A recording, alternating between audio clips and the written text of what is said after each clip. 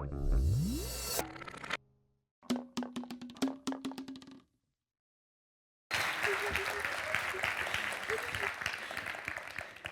everyone. Thank you so much for a wonderful intro.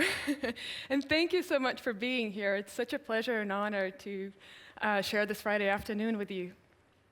So, my name's Liva.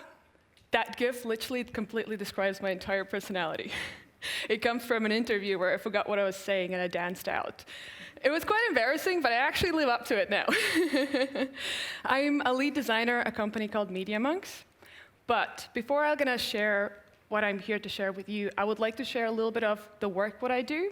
So I'm going to show you a showreel that I have from the last couple of years. I hope you enjoy it. Heads up, it starts with a little bit of light flickering and drum roll. Make the floor shake. Make the floor shake.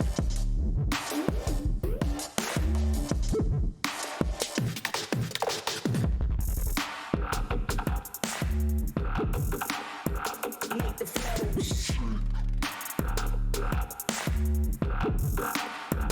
Make the floor shake.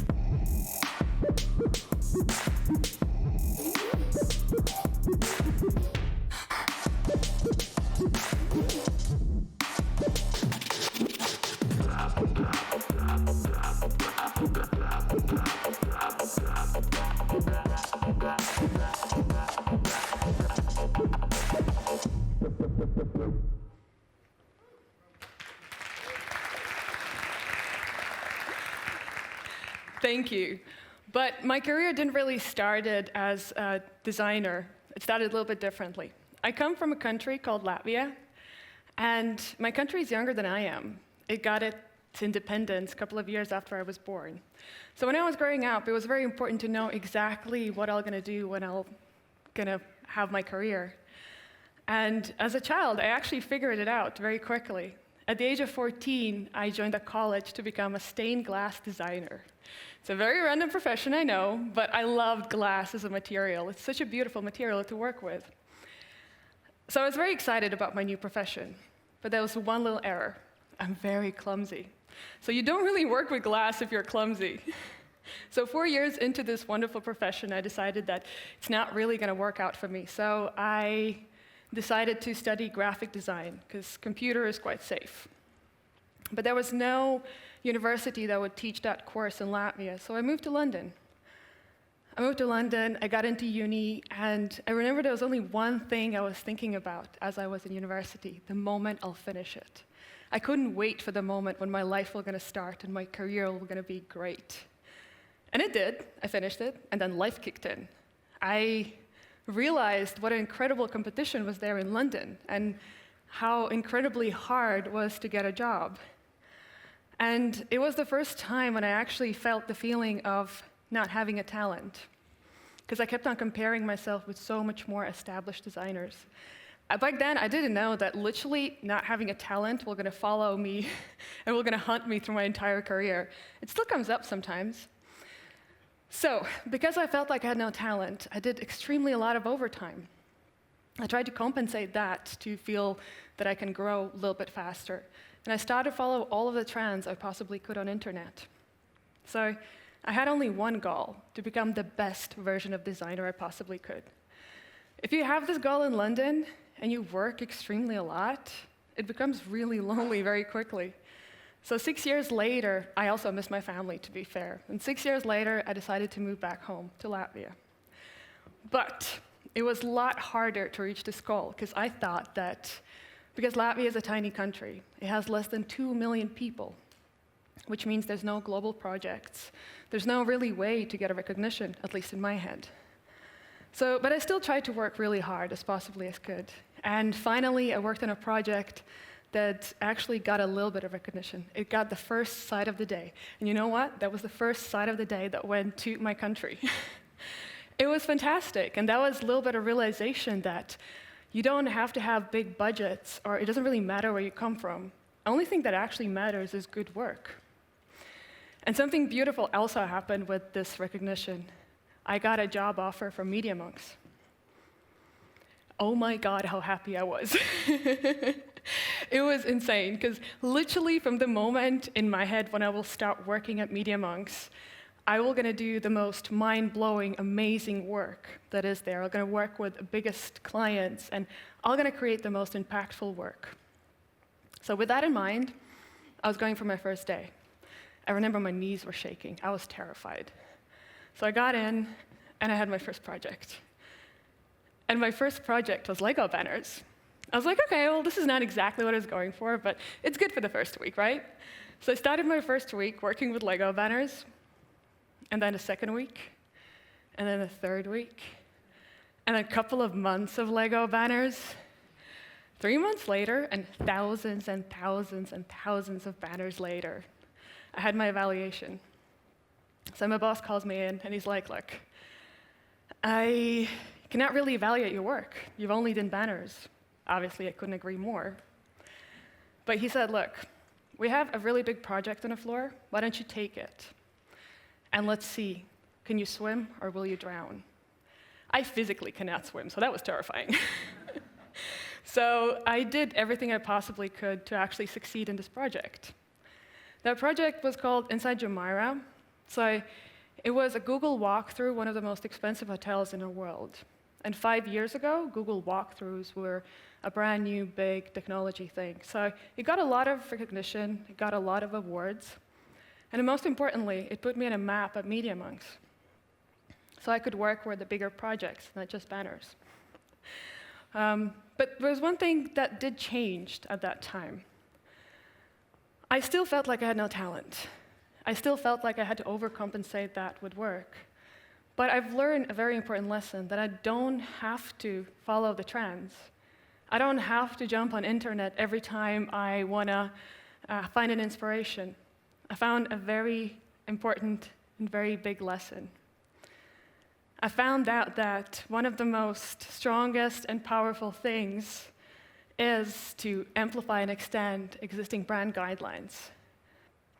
I'm going to go ahead and I'm going to quote Jeff Raskin. He says, as far as the customer is concerned, interface is the product. So something beautiful has happened in design. We have stopped just creating a beautiful design. We're actually focusing on user experience that is usable, smart, accessible. We're putting our user in a centerpiece of our thinking. And that is a beautiful knowledge that we have learned from what we knew years ago. Having all this in mind, and learning all these things with tons of other projects, I've actually reached one of my biggest goals. I became one of the top designers at MediaMonks. I wanted this since the moment I finished uni. This was the goal. This was what I was going for. And when I realized when that happened, I was expecting fireworks. I thought there's going to be some sort of gratification, some sort of a sign that I reached a goal, but it wasn't. I don't know how many of you fulfilled your dream and nothing really happened. It's weird, right? So what I did, I looked in at the goal again. There must have been some sort of flaw, right? And there was. I was focusing on the wrong thing.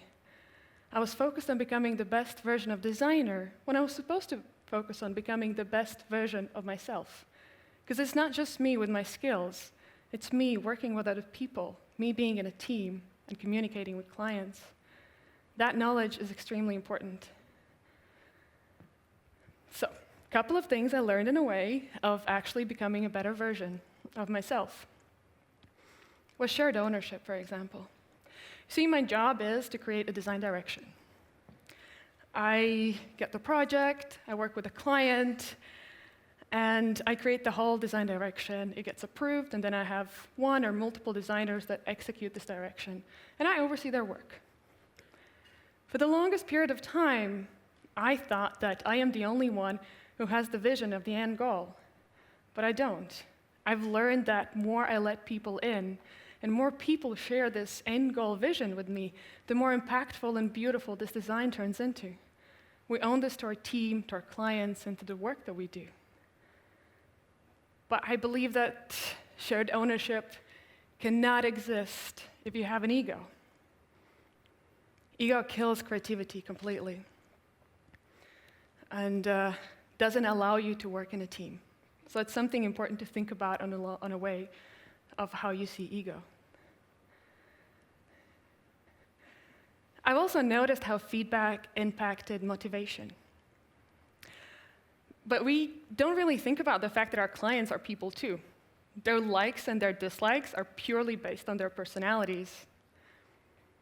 I really like what Dale Carnegie said. He said, "When dealing with people, remember, you are not dealing with creatures of logic, but creatures of emotion."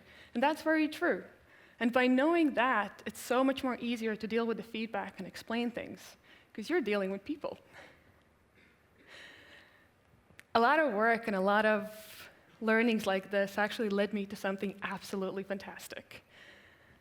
I became a first design team lead female in MediaMonks.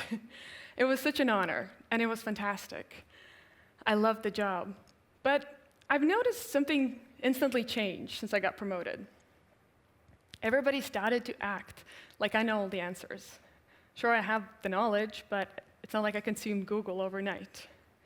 So I noticed that I can actually treat this role a little bit differently.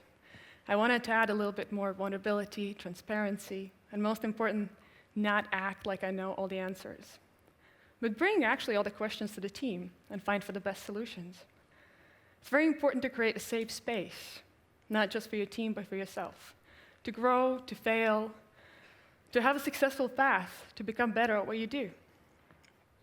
A couple of things really helped me. One of them was self-evaluation.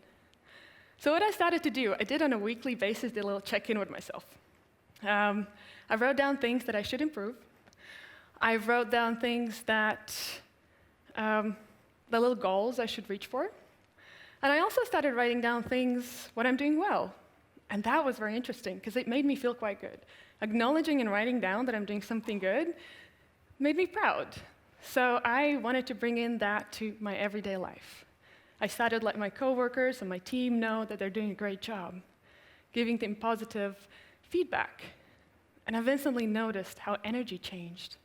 It was amazing. You see, we're so focused on constantly giving feedback that is focused on improvements that we're actually forgetting how important it is to give people motivation. It's very easily done. Just a couple of nice things about great work that your team's doing. I also started to focus on things from different perspective.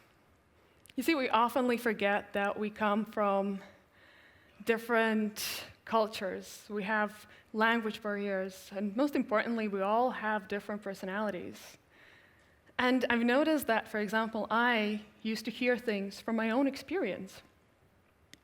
But the moment when I kind of turn around and start to imagine things from a different experience, from a different point of view, I realized I improved my communication, and I understood people so much more.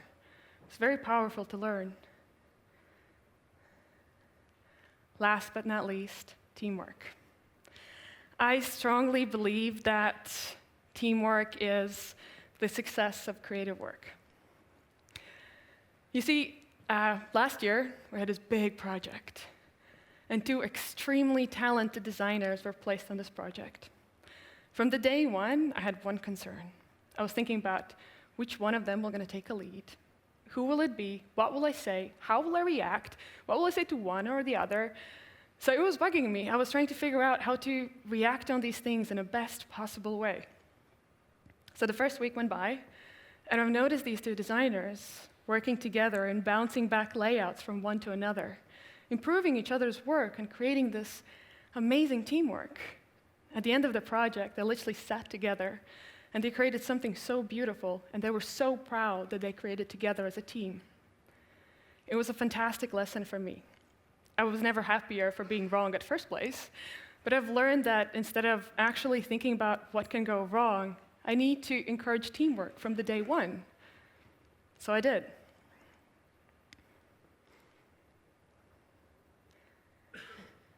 I love my team. I was growing with them, picking up leadership and management skills. I had an amazing job. I was traveling globally, meeting these massive clients and creating beautiful designs. It's literally everything I ever dreamt of. So I came back from one of these trips, and I had a house party. I went to this party, and it was great. And one of my close friends came to me. He took me aside, and he said, I am really sorry. I'm apologizing for interfering. But I just really want to let you know that you seem quite unhappy lately. And in case if you need any support, if you want to take some time off, figure out what you want to do with your life, just let me know. I'll be there for you, even if it's financially. I was like, oh man, this is so great. Same goes to you. Just let me know if you need anything. And I didn't thought much of it at all. A couple of weeks went by. I was at the office, and I had a super fun day. And if you know me, I'm a giggly person. I have like 5 different laughs. They're all horrible, but I use them all. So I had a great day. I had so much fun. At the end of the day, a close friend came to me from work. She put her hand on my shoulder, and she said, Liva, it's so nice to hear you laugh. It hasn't happened for a long time. That was super weird for me. So I went home. I was talking to my husband about this. I was telling him what happened. And he confirmed. He was like, yeah, I haven't seen you very happy lately. I was very shocked. I was so focused on becoming best at every single aspect I possibly could at work. I started to lose my own personality. Here I was, 12 years later, after I finished uni, reached every single goal I set out for myself. And clearly, none of it was making me happier. So I was sitting down, I was thinking about it. I realized I had to change something. But I wasn't exactly sure what, because as I told you before, I loved my job. So, not long after, I went to the office, and I sat down with my design director. We had a little check-in, and he started telling me about the plans with the team, the goals, all the great things that were coming up in the future. It was a great chat. When he stopped, I apologized, and I said, I'm really sorry. I have decided to leave Hub in Hilversum and join a new team in Amsterdam.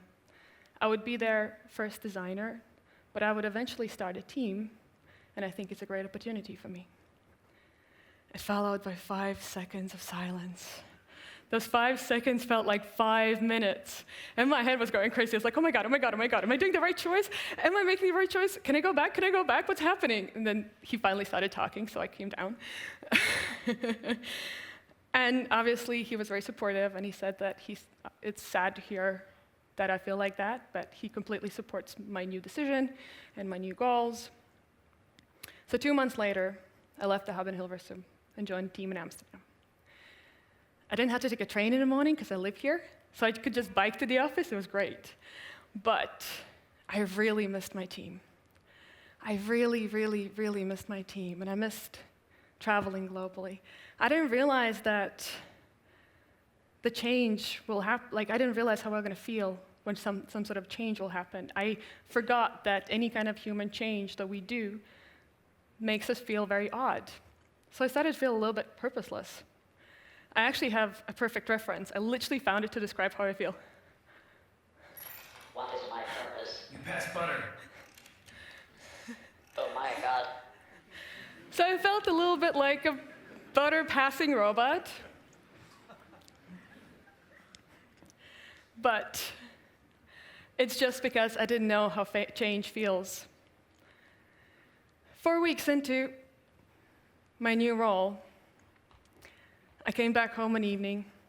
I found this reference, and I was talking to my husband. I was sharing reference, and I was telling him that I'm not sure that I made the right choice. And he very quickly clarified. He's like, look, I haven't seen you happier for a long time, so clearly you're doing something right. So what I've learned that the constant professional growth does not lead you to happiness, but the constant personal growth can lead you to a lot more fulfilled life. Let's be honest, none of us join creative industry for money. We do it for our fulfillment. We do it to express ourselves and feel pride in our work. I'm very happy somebody reminded me of that, and I'm very happy I stood still. Stood still to see where I want to go. I stopped making these huge goals. They don't make sense. Instead, I just let good things happen, like being here tonight. It's awesome. And what I can tell you today is that to be a successful creative, you need to live a well-balanced life. To create a successful design that has a positive impact on the world, you need to focus on your team. Let's be honest, not a single person here has created mind-blowing work just by yourself. So share your credit and share your ownership. And sometimes, I can promise you, you can grow just by standing still. Thank you.